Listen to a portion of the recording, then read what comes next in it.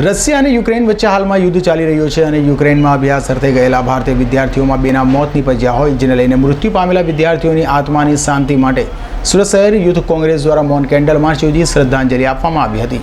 રશિયાએ યુક્રેન પર હુમલો કર્યો છે। હાલ યુક્રેન અને રશિયા વચ્ચે યુદ્ધ શરૂ છે। યુદ્ધમાં અનેક લોકોના મોત પર નિપજવા પામ્યા છે, ત્યારે યુક્રેનમાં હજારો ભારતીય વિદ્યાર્થીઓ અભ્યાસ અર્થે ગયા હોય, જેને લઈને વાલીઓમાં પણ ચિંતા વ્યાપી હતી। હાલ સરકાર દ્વારા યુક્રેનમાં ફસાયેલા વિદ્યાર્થીઓનું એરલિફ્ટ શરૂ કરાયો છે। તે ભારતના 2 વિદ્યાર્થીઓનું રશિયાના હુમલામાં અવસાન થયું છે, જેને લઈને દેશભરમાં શોકની કાલીમાં છવાઈ જવા પામ્યું છે।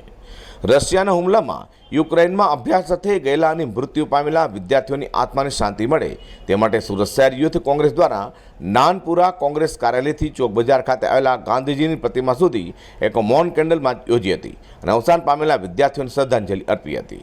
સુરત મેહુલ દેસાઈ, સુરત શહેર યુથ કોંગ્રેસ પ્રમુખ।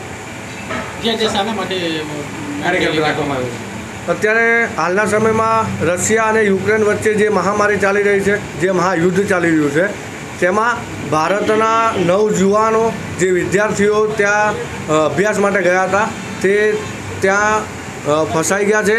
તેમને હજુ સુધી ભારત પરત ફરવાનો કોઈ મોકો મળ્યો નથી અને આ સરકાર એ ખૂબ જ શરમજનક ઘટના બની ગઈ છે અને ત્યાંનો જે આપણો ભારતીય જે યુવાન છે તેનું ત્યાં શરમજનક ત્યાં મોત થઈ ગયું છે ગોળી વાગવાથી, અને એ નિમિત્તે અહીંયા શ્રદ્ધાંજલિ નવીન કરીને યુવકનું નામ છે, એ યુવકને શ્રદ્ધાંજલિ આપવા માટે અહીંયા સુરત શહેર યુથ કોંગ્રેસ દ્વારા મશાલ રેલીનું આયોજન કરવામાં આવ્યું।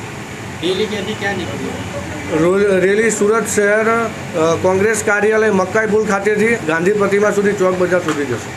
રશિયા અને યુક્રેનના યુદ્ધમાં યુક્રેનમાં ફસાયેલા ભારતીય વિદ્યાર્થીઓને સરકાર વહેલી તકે પાછા લાવી તે માંગ પણ યુથ કોંગ્રેસ દ્વારા કરવામાં આવી છે। અઝર કુરેશી સાથે હર્ષદ સેઠા।